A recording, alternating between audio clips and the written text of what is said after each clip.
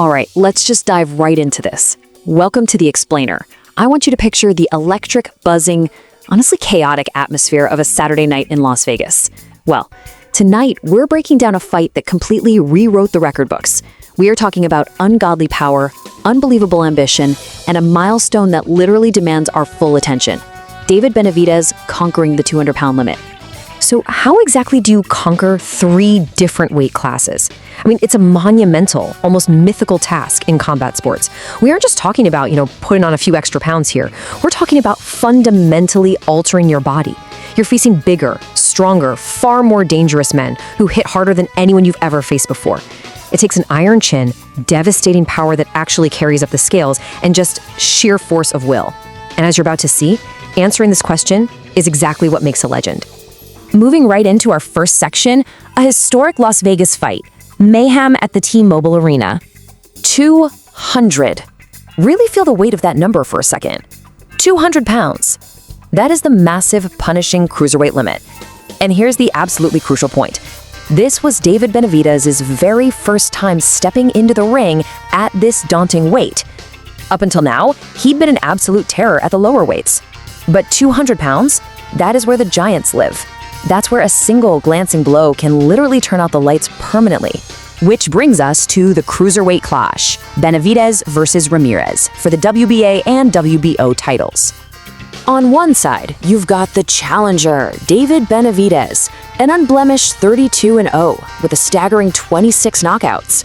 I mean, he was riding this massive wave of momentum straight off a dominant 7th-round TKO of Anthony Yarde back in November. On the other side, you've got the champion, Gilberto Zurdo Ramirez. 48 wins, only 2 losses, and 30 knockouts. That is vast championship-level experience. Ramirez had been in the trenches, he'd seen it all, and he was the unified king just waiting to defend his throne.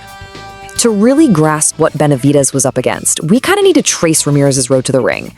This guy wasn't just any champion. He was making the very first defense of his unified championship. And get this, he had gone the absolute distance in all 4 of his previous cruiserweight bouts. He was proven to be highly durable at this heavy 200-pound limit. And before that, he boasted a 5-1 record at light heavyweight, and every single one of those 5 wins was by stoppage. Ramirez wasn't just tough, he was lethal. And that is the exact mountain Benavidez chose to climb. Now, let's talk about the climax, the 6th round knockout, shattering the distance. And just like that, boom, David Benavidez defeats Gilberto Ramirez by a staggering 6th round knockout. This is absolutely wild because Ramirez had never been stopped at cruiserweight. Like we just said, he had gone the distance every single time. And yet, Benavidez's raw, devastating power translated so perfectly to 200 pounds that he completely shattered Ramirez's streak.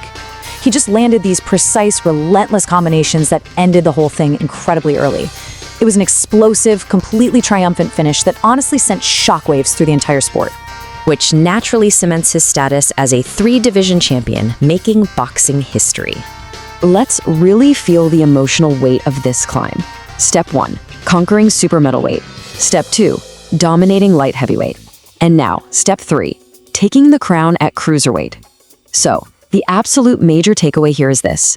David Benavidez is now the very first fighter in the entire history of boxing to win world titles in this specific trio of weight classes. First, in history. It's a legendary ascent that proves his power and skill know absolutely no bounds. But wait, there's more. Let's look at how Munguia dominates the co-main event for the WBA super middleweight title. We had Jaime Munguia stepping in with a massive 46-2 record, boasting 35 knockouts, going straight up against Jose Armando Resendiz, who came in at 16-3. You can hear it immediately, right? The vast experience advantage Munguia brought to this clash. It was a pretty classic setup of a highly seasoned veteran stepping into the ring to just fully enforce his will. And enforce his will, he certainly did.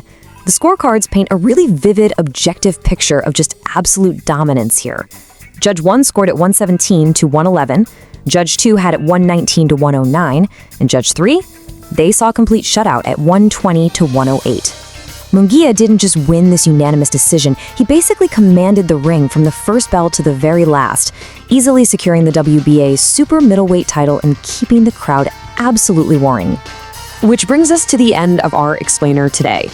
And kind of leaves us staring at this glowing question: what is next for an undefeated 3-division champion? Seriously, think about it. When a man steps up to 200 pounds, knocks out a durable, unified king, and actually makes history, who is even left to challenge him? Can anyone actually stop this train? The history books have definitely been rewritten, but I have a feeling the story is far from over. Thank you so much for joining me on this explainer, and keep your eyes on the ring.